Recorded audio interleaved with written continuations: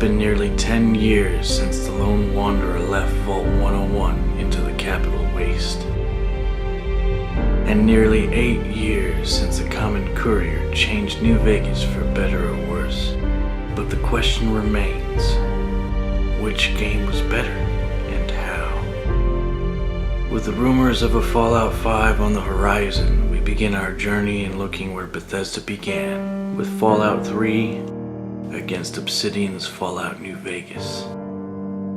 Join us as we break down and go to war, game versus game. But war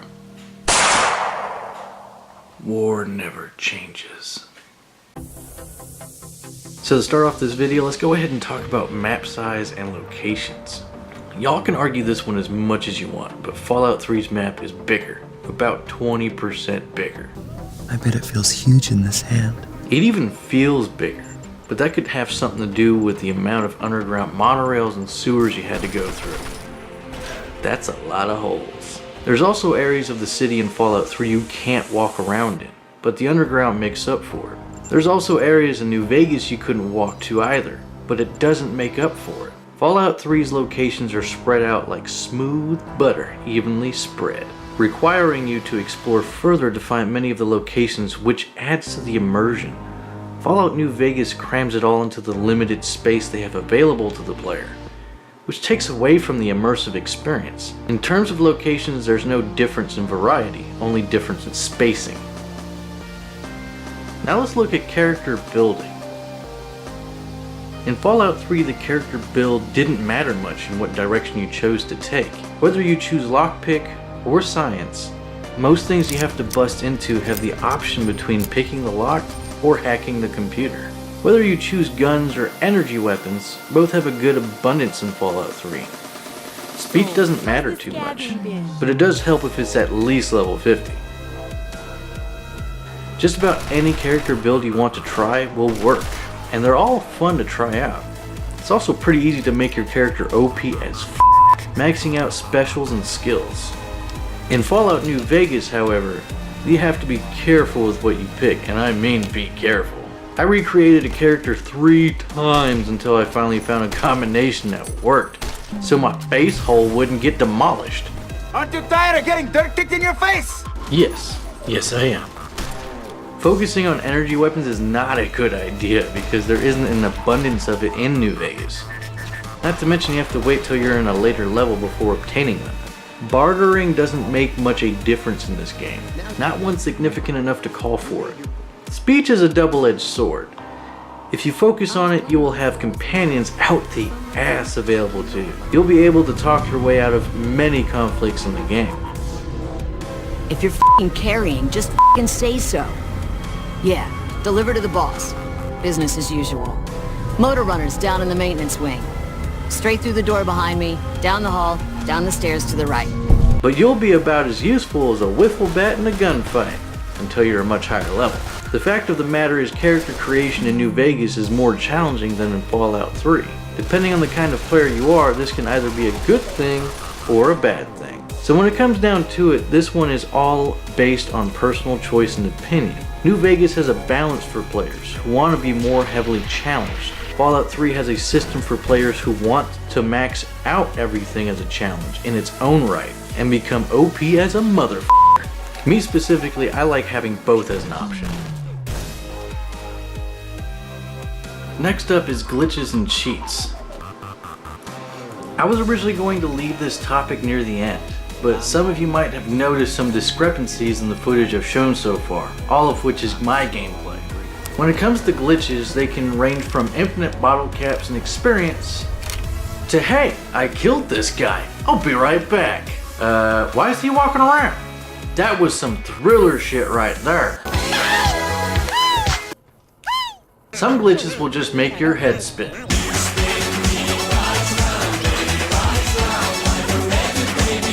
In the end, the glitches just add to the experience and aren't game breaking. Oh wait, never mind. Shit. Oh, come on! This is ridiculous. I'm glad Fallout 3 didn't have this problem. New Vegas had glitches that even affected my recording system when I was getting footage for this video. Some footage came out okay. Others felt like I was looking at it through a mailbox. I had to use mods from Nexus just so the game was somewhat playable. Now, cheat codes are practically the same in both games. Want to max out your special? No problem. Your skills too? No problemo. Me specifically, I try to beat the game the way it was intended to be played, and then play it with cheat codes just for funsies. And of course, for the purpose of this video, I was using cheat codes so that way I could do this as quickly as I could. Now let's go ahead and talk about essential characters, or NPCs or companions. Now, for those that don't know, essential is a term used to describe character NPCs and or companions that cannot be killed. Fallout 3 has an abundance of these characters, when compared to New Vegas with their only essential, Yes Man. Aside from kids, that is literally it. Other than Yes Man, you can kill everyone, reshaping the entire world for the worst. Some men just want to watch the world burn. The karma system. Fallout 3 has a karma system. Depending on the way you play the game will determine how different societies view you. Whether you choose to blow up Megaton,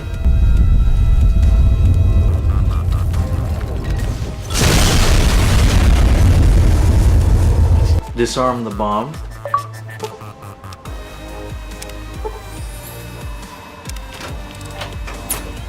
or rat out Mr. Burt, that'll determine your karma outcome. He said what? Oh, I never did like the look of him. Whether you choose to help the feral ghouls at Tenpenny Tower,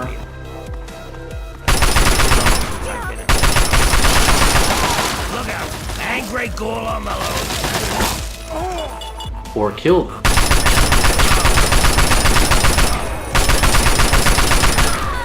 Most of the decisions you make only affect the area that it deals with, and it's usually 2 or 3 options depending. For instance, if you kill Harold the Tree, The name's Harold! who is in Fallout 1, Very kind. You know, if I could clear the gunk out of there, you just might find a tear in old Harold's eye. Fallout 2, Oh there, smooth skin. The name's Harold. I help keep this town running. and Brotherhood of Steel, man, this guy really gets around. I'm here in a good long while. Not alive, anyway. The name's Harold. What can I help you with today? Anywho, you'll doom the Oasis if you kill him, but that's all that it affects. You can save him and make him realize that his life has meaning and gain karma having a positive view by the waste. So, they really need me that badly, huh? It's amazing how one little girl makes that happen. Oh, you mean Harold? He's really nice. Sometimes when I get really lonely, I go into the grove and talk to him. Sometimes I even curl up all cozy-like and sleep next to his root after I have a bad dream. But karma generally only affects what companions you'll be able to have or slight changes in what your father will think of you in just one area of the story. I just wanted to say that I'm proud of you. You're a good person, and it shows. I just want you to know that I'm here if you want to talk. You seem troubled, like there's a cloud hanging over you. I do like the karma system. It's a play on Dungeons and Dragons with your karma level. But it doesn't affect much of the gameplay and could be better. New Vegas does have karma, but its faction system is what affects everything. Karma just ties into it. The faction system. Fallout 3 doesn't have a faction system, so we're going to move right to New Vegas. Instead of a karma-based system, New Vegas uses a faction-based system where karma is just a small part of it. Because of that system, many of your decisions, no matter what decisions you make, will create enemies and allies. At the very beginning of the game, you can choose to side with the Powder Gangers, Shit, yeah. Mayor Cobb. or the town of Good Springs.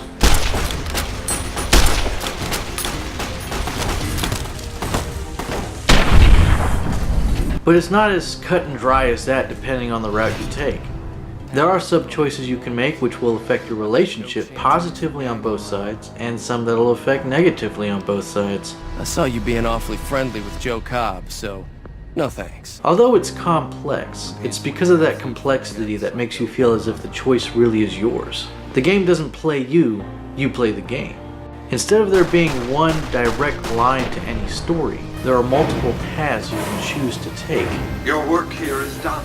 Return to the Lucky 38 so we can discuss next steps. Something that Fallout 3 only touched on here and there. Maybe you're right. We can deal with her later. The whole game of New Vegas is your own path, all the way to the end, and your decisions affect the whole world. That's what New Vegas got right, and Fallout 3 missed the mark on. It should be mentioned that because of this, it makes it difficult to know which ending is canon and which ones aren't, which can be a drawback. The faction system makes sense. After all, Fallout always has factions like Fallout 3's Little Lamplight. This is a place filled with prepubescent little that perfectly embody the modern child Xbox gamer. Hold it right there, mister. Don't take another step or we'll blow your f***ing head off. It's like the mature version of Peter Pan, minus the magic and tights. We're men in tights, tights, tights! And of course there's always the one thing you're going to need in the wasteland for target practice. Raiders. They fit that role perfectly. They're just glorified bullet catchers. You're gonna run into these ass clowns pretty often and mostly at random in every Fallout game. Storytelling. We talked about the karma and faction systems, which play a huge role in setting a storyline with how they were utilized. Fallout 3 is a mostly on-the-rails storyline. No matter what choices you make, very little, if anything, is changed in the main storyline. Where Fallout New Vegas would actually make you stop and think about what you're going to do, whether you side with the NCR. I can provide a quick history lesson, if that's what you're looking for. The Legion. Don't worry. I won't have you lashed to a cross like the rest of these degenerates. Brotherhood of Steel. How did you find us, stranger? And do tell the truth. The Boomers. Took your sweet time getting here, didn't you? I've been waiting a good 5 years for an outsider to come along and visit. Great Khans. That's close enough. What do you want with the Great Khans? And so on and so forth. The game takes what you think should be done into account and actually follows through with your decisions, thus affecting the whole world as well as the main storyline. Whereas Fallout 3's main story is set in stone, but is still a damn good story. To say Fallout New Vegas' storyline is ultimately superior wouldn't be a fair statement, and undermines the greatness of Fallout 3. Oh, someone new to play with. What good luck I have lately. I find your lack of faith disturbing. Obviously, there aren't really any sides to choose from that affects the main story in Fallout 3. The Brotherhood. Name's Paladin Bay. What do you need, civilian? The Slavers. Nobody's allowed into Paradise Falls except on slaver business. Republic of Dave. I am Dave, President of the Republic of Dave. The Enclave. The person in charge is to step forward immediately and turn over all materials related to this project. There's not really a system that ties these together like New Vegas does. At the end of the day, when the story is up to you how it plays out, that's way more immersive than any on-the-rails story. Because you choose the outcome for the game, not the other way around. Moments like these are rare in video games. Took your sweet time. I suppose the NCR sent you? Now let's go ahead and talk about wildlife. I'll skip over the most obvious ones like Deathclaws and Feral Ghouls. The focus will be the more unique wildlife to each game, so this will be sort of short. The capital has fire-breathing ants that are just a big nuisance. They're only tied down to one location, so they're not all that important. But it's still an excellent addition to mutated insects. There's Robotrons that you'll run into on occasion. But my all-time favorite is the super mutant behemoths.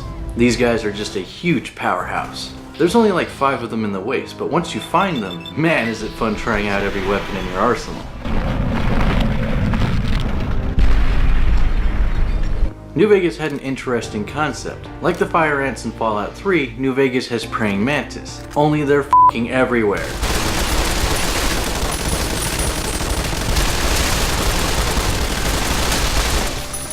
Praying mantis have been a part of the series since the first game. In Fallout New Vegas, they explain how they mutated. It's only later on when you find out they're coming from Vault 22, where they were experimenting with plants and, you guessed it, praying mantis. But we'll get into the vaults later on. We're about halfway through. but I'm not going to force you guys to watch a 30+ minute video. I hope you guys like it so far, and if you do, don't forget to give that like button a click. It really helps out the channel. If you really like what I'm doing, also hit that subscribe button down below. As always, remember 22 and stay classy, bros.